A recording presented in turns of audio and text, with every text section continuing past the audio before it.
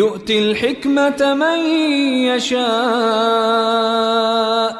السلام عليكم ورحمة الله وبركاته. نحمده ونصلي على رسوله الكريم. أما بعد.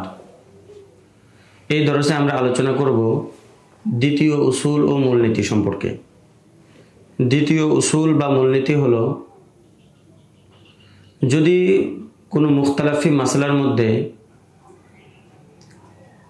কোনো রাজেহ কওল না পাওয়া যায়, উলামায়ে কেরাম কোনো একটা কওলকে তারজিহ দিয়ে না থাকেন, তাহলে সেক্ষেত্রে দেখতে হবে যেই কওলটা জাহিরুর রিওয়ায়ার ভিতরে বর্ণিত থাকবে সেটার উপরেই ফতোয়া হয়ে যাবে, সেটার উপরেই ফতোয়া দিতে হবে। উদাহরণ দিলে বিষয়টা ভালোভাবে বুঝে আসবে। যেমন একটি মাসলা হলো, মুজারাআতের ক্ষেত্রে যদি এক পক্ষের দায়িত্ব থাকে জমি দেওয়া এবং জমিতে গরু বা ট্রাক্টর ইত্যাদির মাধ্যমে হাল চাষ করে প্রস্তুত করে দেওয়া, আর অন্য পক্ষের দায়িত্ব থাকলো জমিতে কাজ করা, পরিশ্রম দেওয়া এবং বীজ বপন করা, তাহলে এটা জায়েজ হবে কিনা? এই ব্যাপারে ইমাম মুহাম্মদ রহমতুল্লাহি আলাইহি এবং ইমাম আবু ইউসুফ রহমতুল্লাহি আলাইহির ঐক্যমত হলো যে এটা জায়েজ নাই। 2 নম্বর কওল হলো শুধুমাত্র ইমাম আবু ইউসুফ রহমতুল্লাহ আলাইহির কওল যে এটা জায়েজ আছে।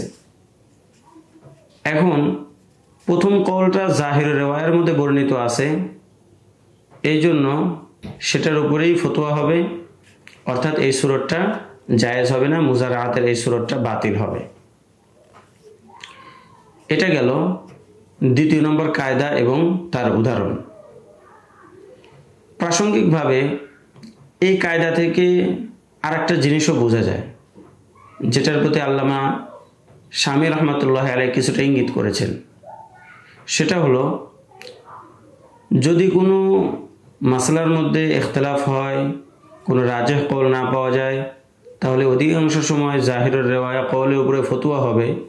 তবে অল্প কিছু মাসলার মধ্যে উলামায়ে কেরাম বিশেষ কারণে গায়রে জাহিরুর রিওয়ায়ার উপর আমল করাকে যদি পরিত্যাগ করেন, তাহলে সেখানে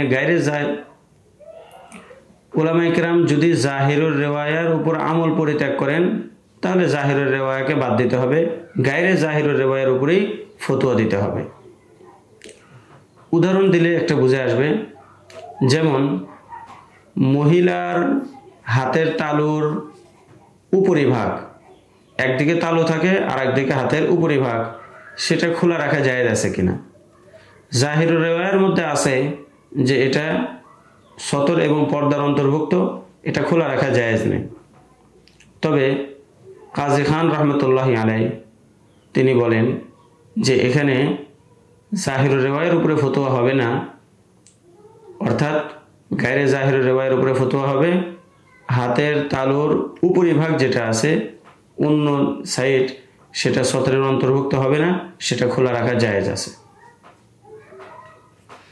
তো এতক্ষণ পর্যন্ত আমরা 2 নম্বর কায়দা সাথে সাথে আরেকটি কায়দা এবং সেগুলোর উদাহরণ সম্পর্কেও অবগত হলাম।